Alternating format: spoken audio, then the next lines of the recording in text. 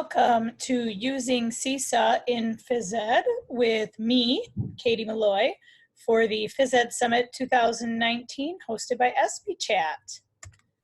A little bit about me before I get started. I am a K-6 PhysEd teacher in Wisconsin. I'm on my 14th year of teaching. 13 of those years are at the elementary level. And to be clear, I am not an expert in SeeSaw. I have not been trained specifically in SeeSaw besides what I've taught myself or the little bit of PD that my district has given on the use of it.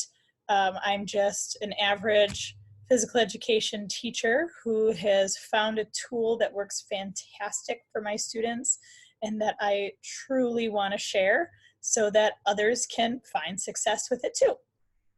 I use SeeSaw with my 4th, 5th, and 6th grade students, and they are one-to-one with iPads in our district.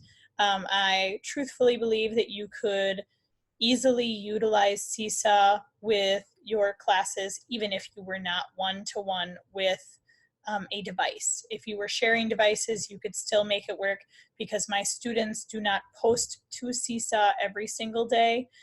It is a once or twice a unit kind of thing for the majority of the things.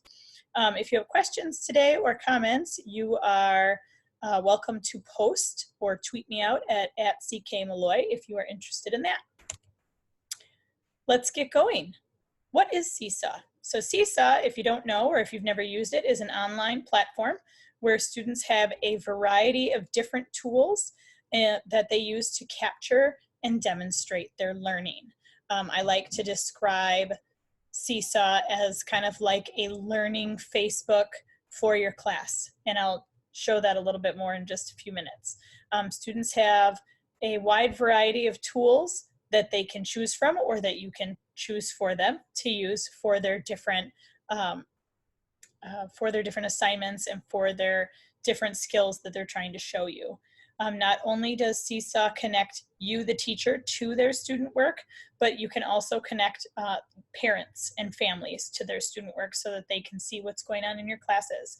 SeeSaw does allow many options and different settings that you can choose from, but you can allow peers to give peer feedback, teacher feedback, and parent feedback, which is really powerful when a student is learning to get that feedback that they need.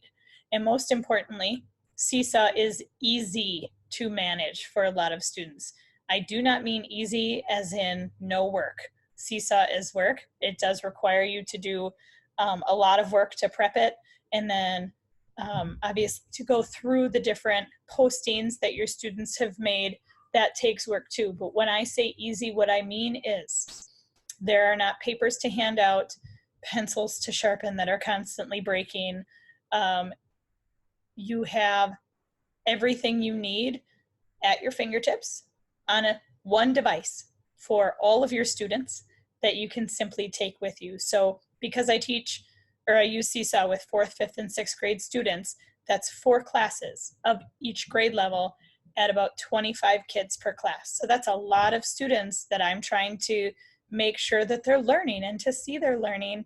And so for me to be able to go back and watch a video or hear their thinking on a recording is so powerful for me as the teacher to know what they're learning, who's not learning it, how can they get back that learning, or how can I make them get that learning with one tool that I can carry home and use anywhere within the building to check and keep up with my students. That's why I think SeeSaw is easy to manage for a lot of students. SeeSaw is free and does work on any of the following devices. My experience personally is either using the laptop that is provided by my district or the iPad provided by my district or my own personal Android phone. I actually learned about SeeSaw through my children's teachers. I first experienced it from the family view and thought it was amazing to be able to see the work that my students were doing and the feedback that their teachers were giving them, that I had to find out more, and I immediately became a user of SeeSaw and wanted to do it with my students full time. So whatever device you have or whatever device you like, it should work with it. It is very applicable. There are different SeeSaw account options. So I like to be very clear on what is available to you. So there's the free version that is on this left-hand column here. There is the second version, which is SeeSaw Plus, costs $120 per year. And then there is the SeeSaw for Schools that your district would pay for your district. On this first page, you can see that you get a lot of the basic functions of SeeSaw with any of those three categories.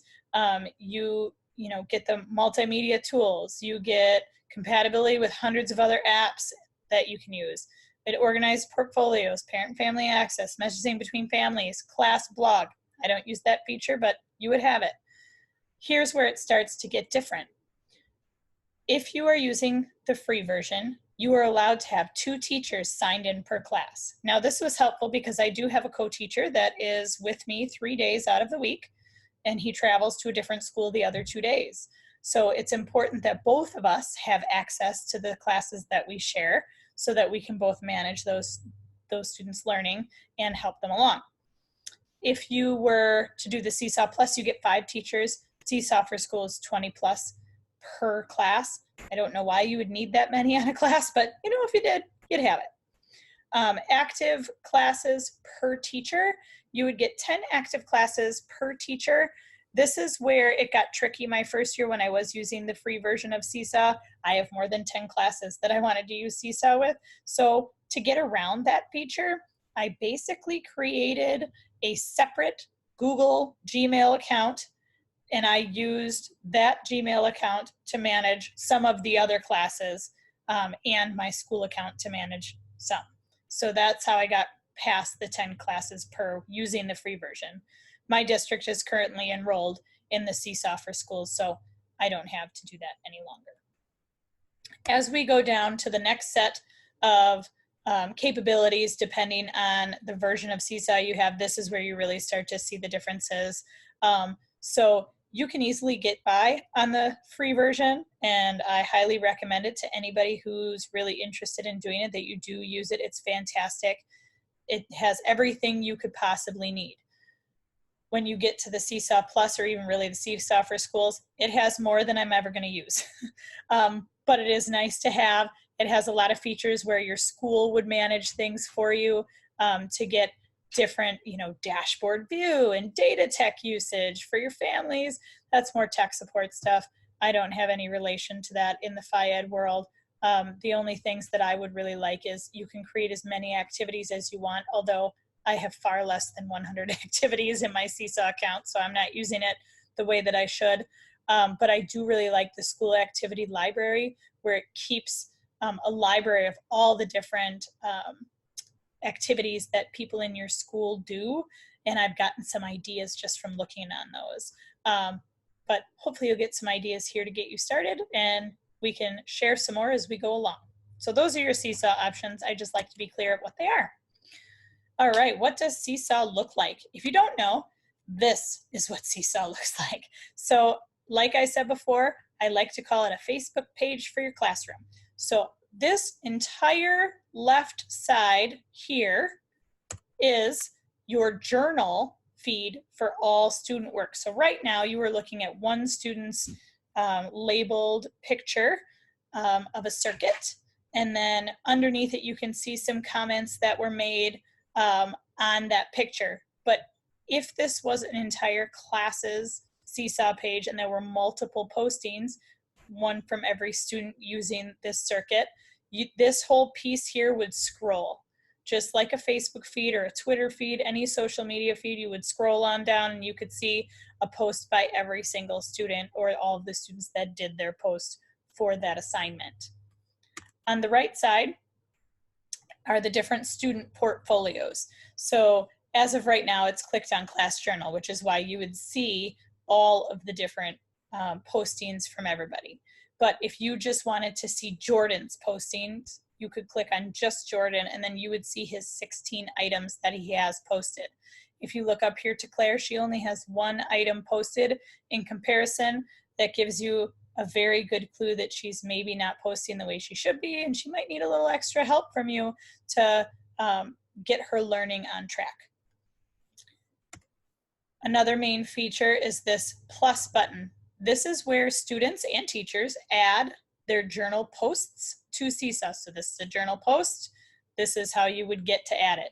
You would click that plus button, and what pops up are all of your available options of how you could make a post. So you can take photos, you can draw, and with drawings there's text features and drawing features and colors and highlighters and all that you can imagine. There's video features. There is uploading from hundreds of different apps. A lot of what I use is Google Slides or Google Drive. Those upload very nicely into SeeSaw as well as iMovie. Fantastic, works great together.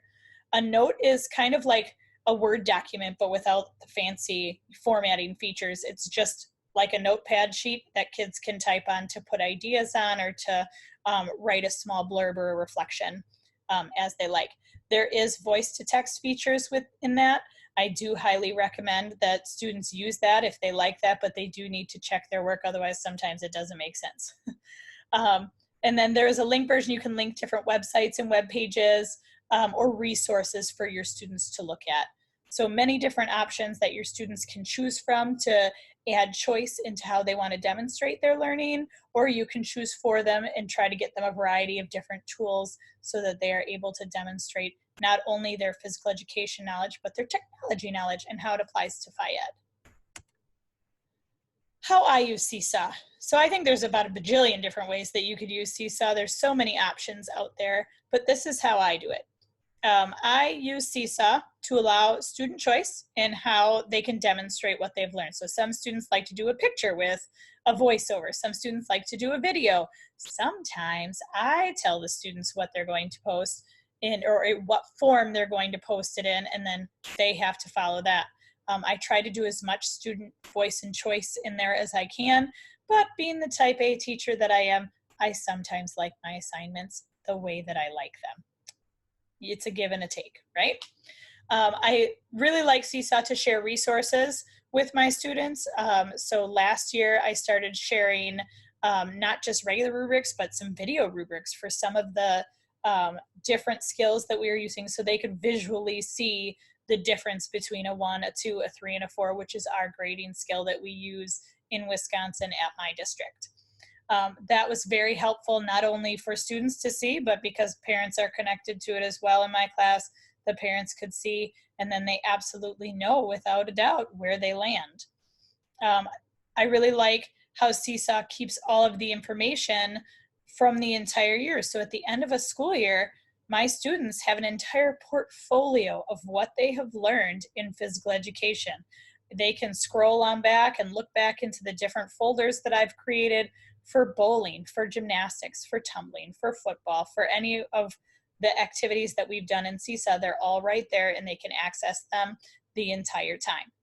What's also nice about that is that those student portfolios are not gone forever. At the end of the year, you archive those as the teacher, and basically SeeSaw keeps those for you, so you can go back and pull things out as video clips, or like I pulled clips from some of my SeeSaw pages for this presentation, which you'll see in a little bit.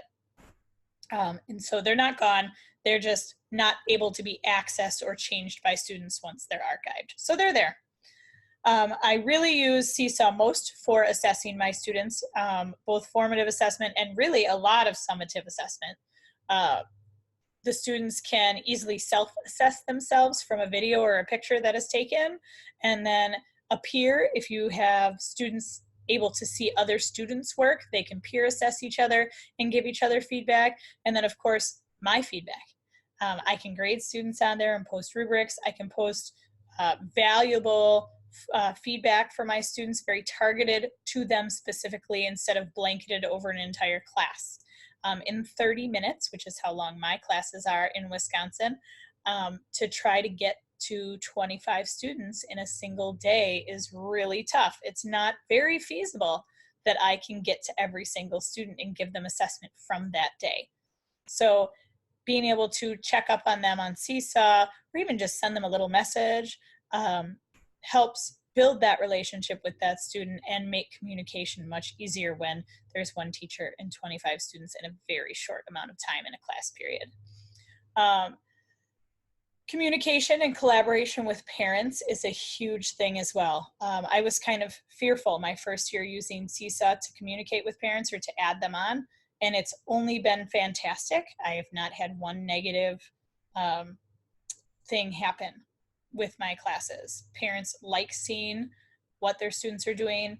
They like providing feedback for their kiddos.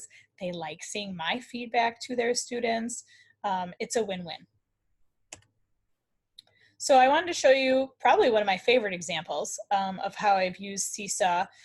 This is a 6th grade student showing her BEEF assessment. So BEEF being an acronym that we use to describe a jump shot in basketball. So what she did, or what I had my students do, is they use the slow motion camera or slow motion video on their iPad, videoed, or had someone video them shooting a jump shot. Then they put it in iMovie and they voiced over exactly what parts of BEEF their body was doing to explain that they understood what a jump shot was and the proper form of a jump shot. And then they put it together and tossed it into SeeSaw, and this is what they got. The B in BEEF stands for balance. Your knees should be bent and hip width apart. The E is for elbow. Your elbow should be under the ball. The other E is for eyes. You should be looking at the back of the hoop. And F is for follow through, and you can flip your wrist to spin the ball.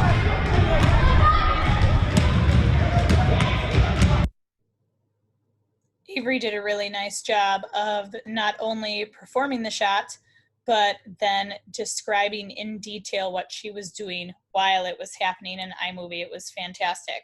So on the right here is an example of the rubric that I posted on her SeeSaw page so that she got that feedback. I also posted some comments, of course, but as you can see, for her performance, she got a 3 for shooting, and then she got a 4 for the knowledge that she portrayed through this video on her knowledge of the basketball jump shot.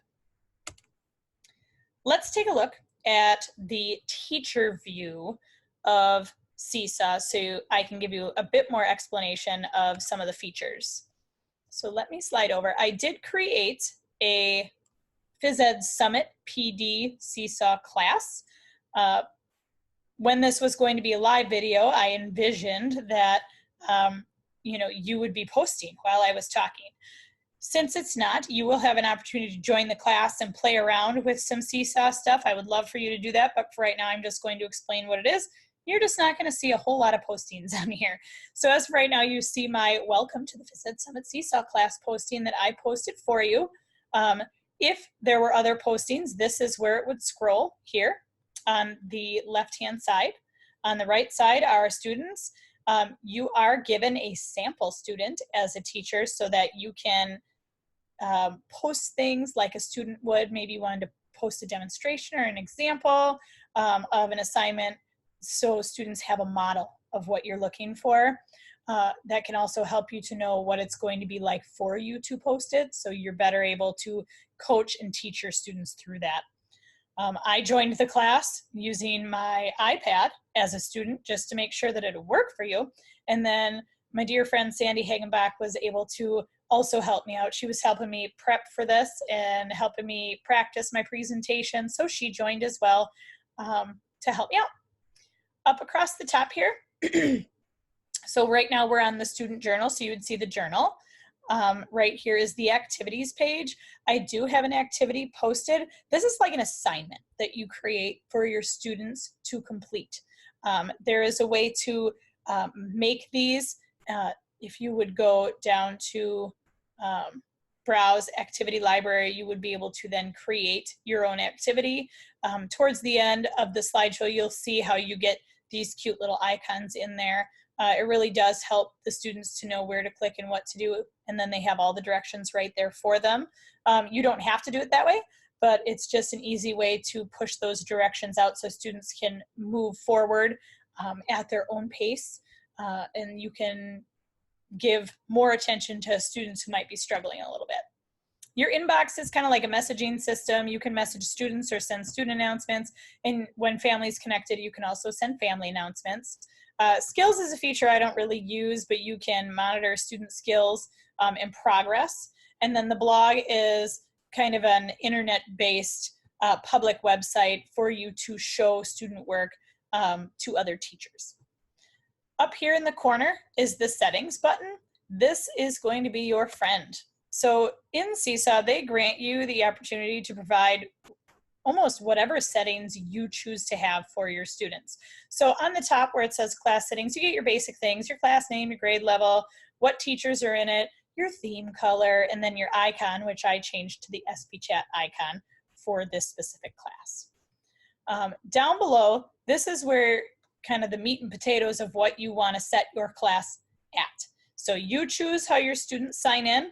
Students have 3 different ways that they can do that. They can do it by email, they can do it by a QR code that they snap to jump in, or they can do it by a code that they put in after they sign in to SeeSaw. So you do have options with that.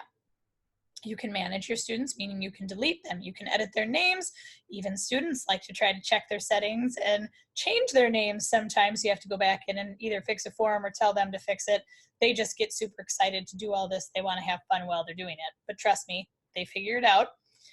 Student likes and comments. You can choose whether students are able to like or heart different items, either their own or their peers, if they're looking at that, and then make comments. I certainly allow both of those things if they're excited and they want to like their own item. I think that's fantastic. And then the commenting helps them to have communication with me. So when I comment on one of their posts, they can comment back. Students can see each other's work. This is up to you. I started using SeeSaw with the vision that I wanted my students to collaborate on SeeSaw, looking at each other's posts and being able to comment on each other's posts and give feedback to each other. And although that was fantastic, having them be able to do that, I soon realized that my feedback to each and every student couldn't be as powerful or specific as I would want it to be if I was having that individual conversation with a student. And so I took that away last year. And that way I'm able to post rubrics. I would never post a rubric for the entire class to see for a student. But what I will do is, without other people seeing it, I'd love to post a rubric. I love giving them that specific feedback that you can't always get during class. Not to mention, they can ask questions. They can provide further information for me during our conversations over SeeSaw. Their parents can also see what's going on once their parents are connected to that as well. So they see the comments and they see that Johnny didn't turn in such and such post and he needs to do it. And then their parents can also help keep Johnny on track. New items require approval.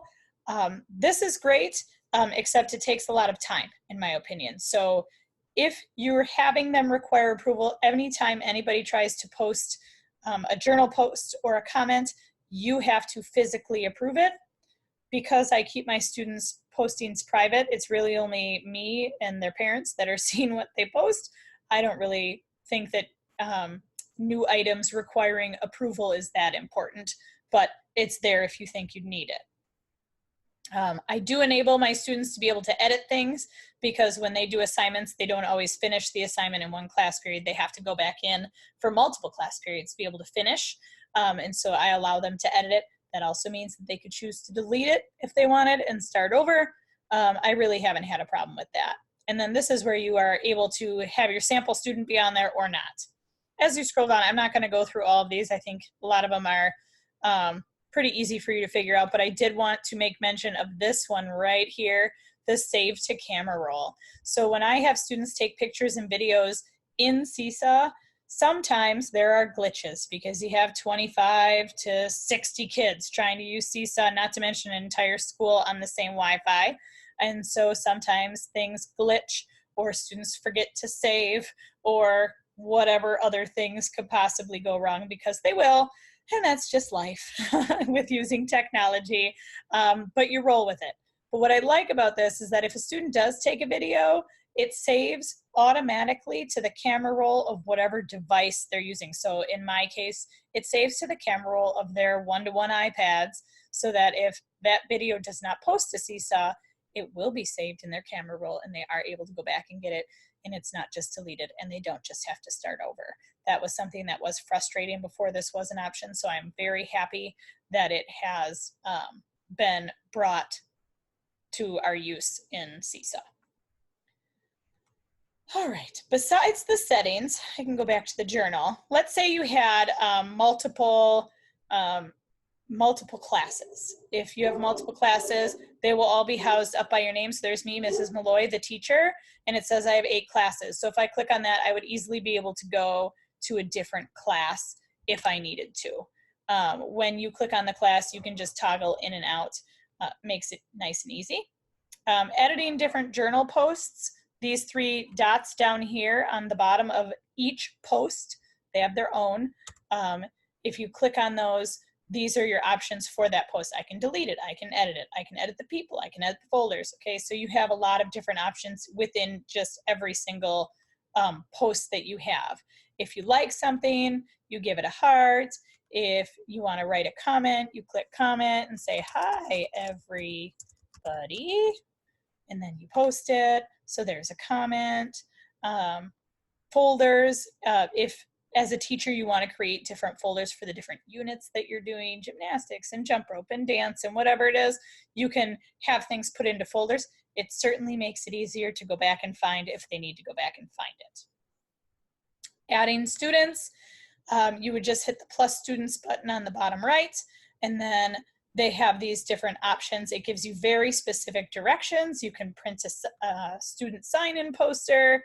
It's really up to you. Because the students in my school know their email and log-on information so well because they're one-to-one, I have them log in with their Google email through our district. It makes it very simple for them, but a QR code or the text code could be a little bit easier depending on your students' ability levels.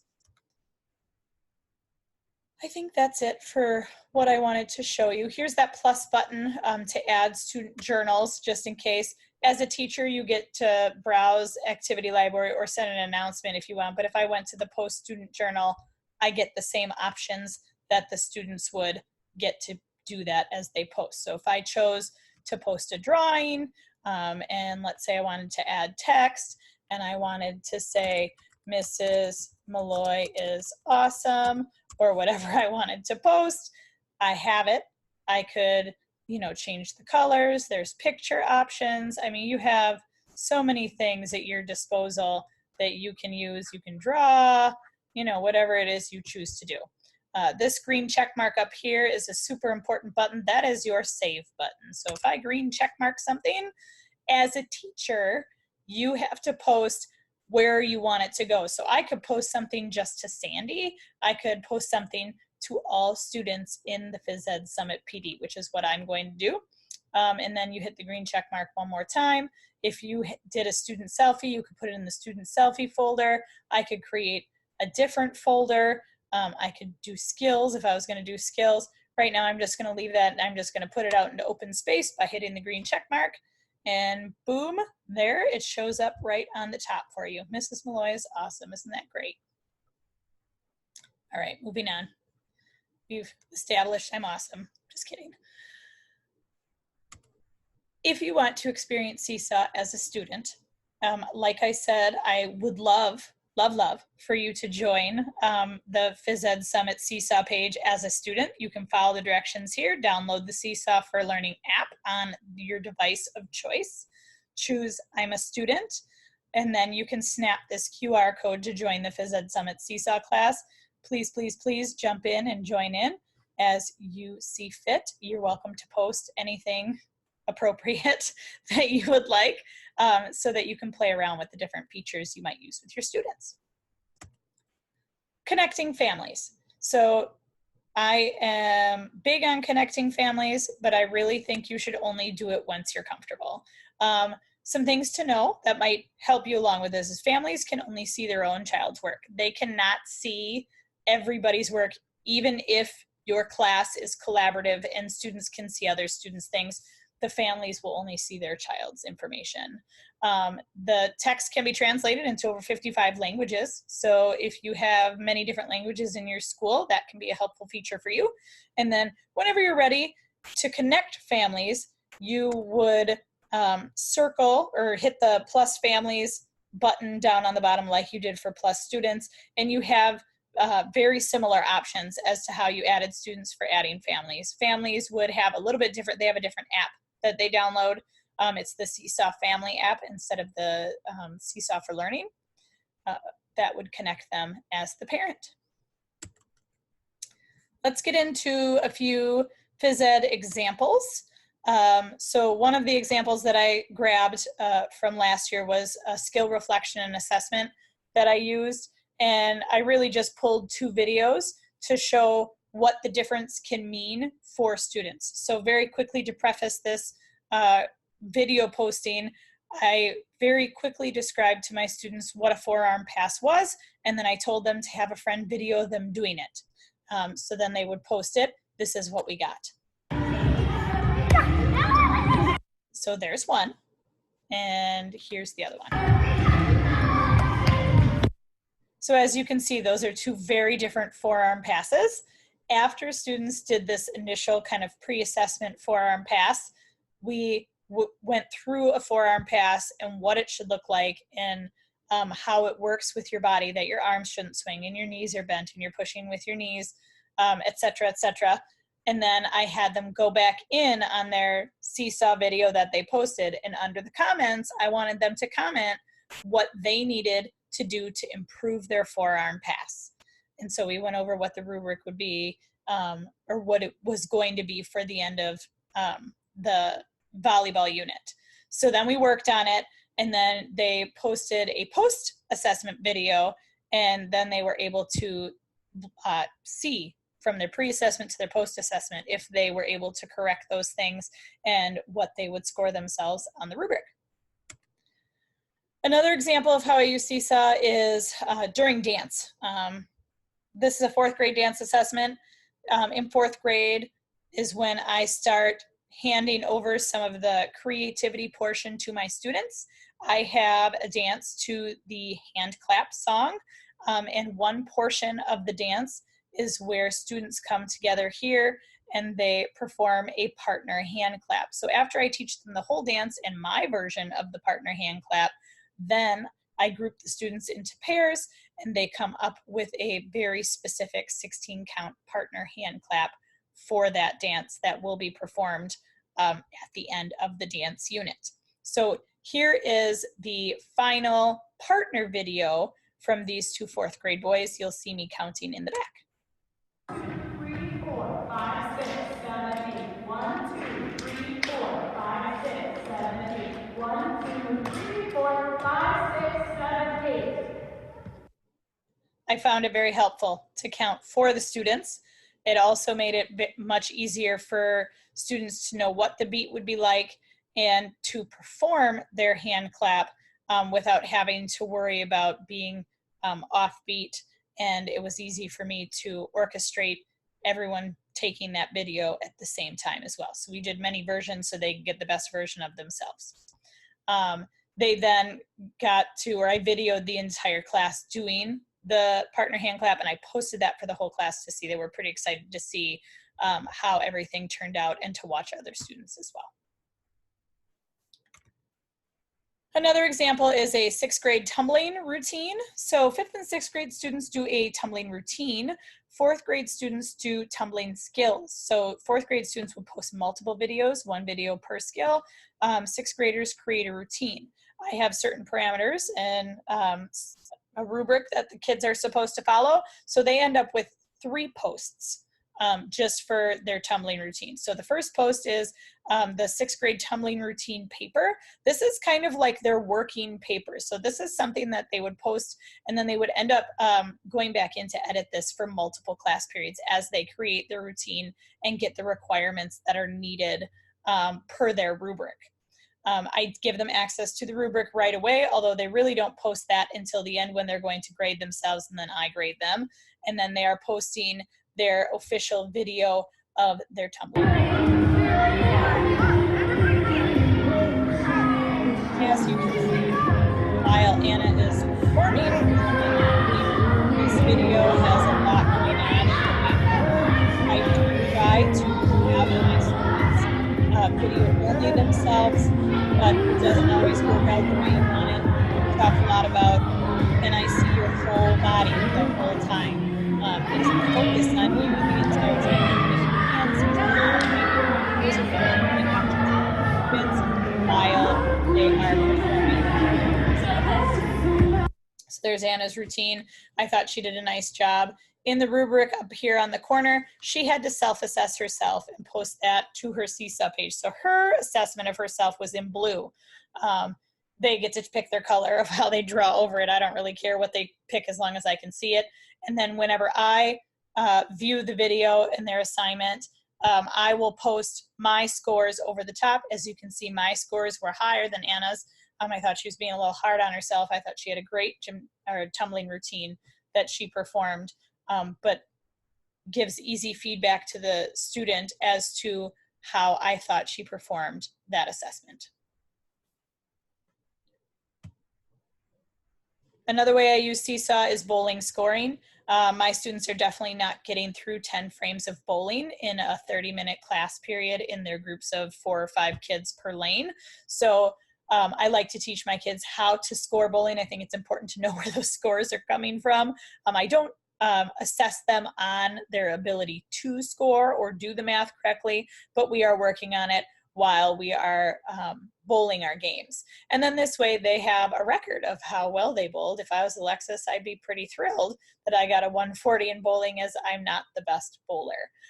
Another nice thing about this is that as they are scoring, I can draw over the top of these bowling scores. Let's say she did not add this strike correctly. I could circle the 59, and then that way when she came back in the next class, she would know that, oh, there's a mistake here. I have to correct it, and then we can erase that circle, and then she can move forward with her scoring so that she has the correct score when she is finished with her game. Another option is during their fitness testing and goal setting. So my students do fitness testing in the fall, so September, October, and then again in the spring, in April, May. In between then, or after their fall fitness testing, my students create 2 very specific fitness SMART goals to improve their fitness, either on their FitnessGram scores or on their functional movement, functional 5 screenings that we do. And I allow the students to choose 2 of whatever they would like to do. This is just an example. This is where I gave students a little bit more choice.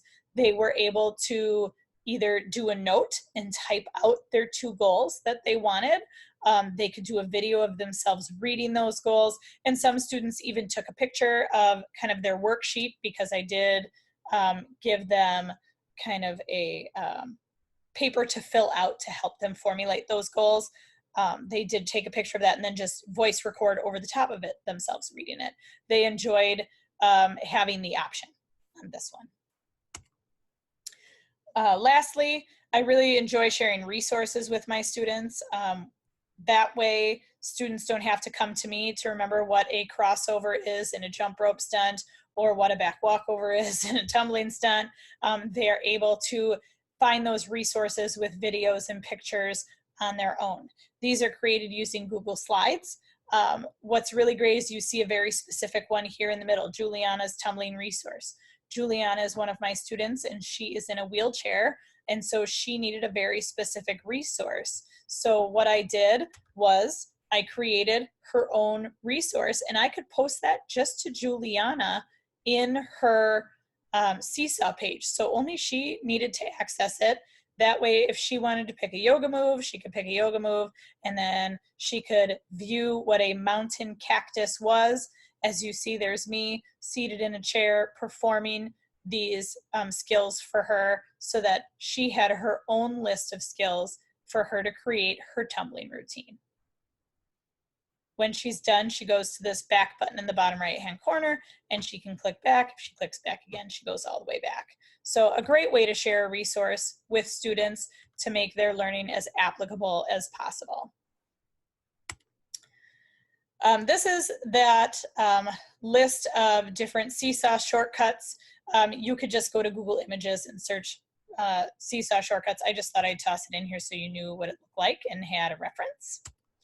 And then some words of advice when you're doing this: start small, take it slow, teach students how to video, how to use this resource, and allow them to teach you. I can't even tell you how much I have learned from my students when using SeeSaw, and celebrate it. They taught you something. I think it's great. They know the technology way better than I do, and so we might as well celebrate that. Create a picture or video place in your gym or space that you use. That makes it a lot easier for your students to know where to do that, how you want it done.